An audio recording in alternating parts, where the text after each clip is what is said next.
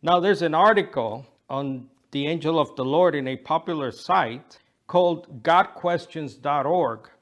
It says in part, it's possible that appearances of the angel of the Lord were manifestations of Jesus before his incarnation. Jesus declared himself to be existent before Abraham, John 8:58. So it's logical that he would be active and manifest in the world.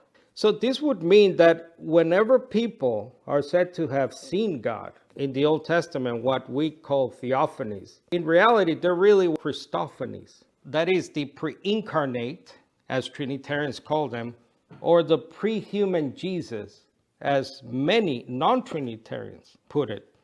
According to the Encyclopedia of Angels, this belief was first propagated by the so-called early church fathers. So they have a list of people like Justin Martyr. He lived around 100 AD to 165 AD. That's very early. And he was the first to advocate that the angel of the Lord was a, quote, pre-incarnate appearance of Christ in the guise of an angel. As usual, other so-called church fathers follow suit.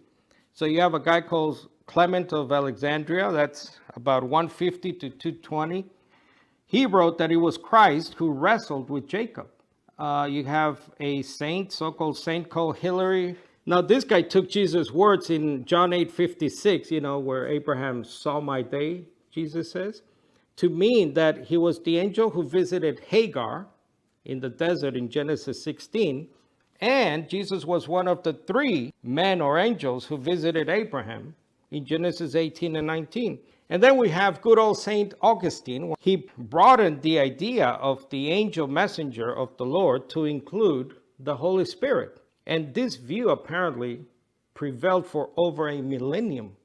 Now, during the Reformation, John Calvin wrote that this pre-incarnate Jesus came down to earth as a mediator so that he might approach the faithful with greater familiarity. And in his list of accusations against Servetus, Calvin indicted him for heresy for not holding that the angel was Christ. And then Luther, in a 1535 sermon he gave on the, quote, festival of the Holy Trinity, he wrote that Jacob calls the Lord Christ an angel in Genesis 48, and by his prayer, Jacob confessed this angel to be true essential God. But he is not forever to conduct himself as the invisible God, said Luther, for he is to be sent to earth, to be clothed in our flesh, and to be sacrificed for our sin. As Christ often says in the New Testament, the Father hath sent me. The fact is that in the Bible, malak, which is the Hebrew for messenger, or the Greek angelos, is simply a non-human agent of God invested with his full authority. So this is explained clearly, by the way, in Exodus 23. It says, behold, I'm going to send an angel before you to guard you along the way and to bring you into the place which I have prepared. Be on your guard before him, the angel. Obey the angel's voice. Do not rebel against the angel, for the angel will not pardon your transgression, since my name is in him. But if you truly obey his voice and do all that I say, then I will be an enemy to your enemies, an adversary to your adversaries. For my angel will go before you and bring you into the land that God had promised Abraham. It would make sense for an angel not only to be called Malach Yahweh, the angel of the Lord, but sometimes to even be identified as God himself, Yahweh. This was Stephen's understanding in Acts 7.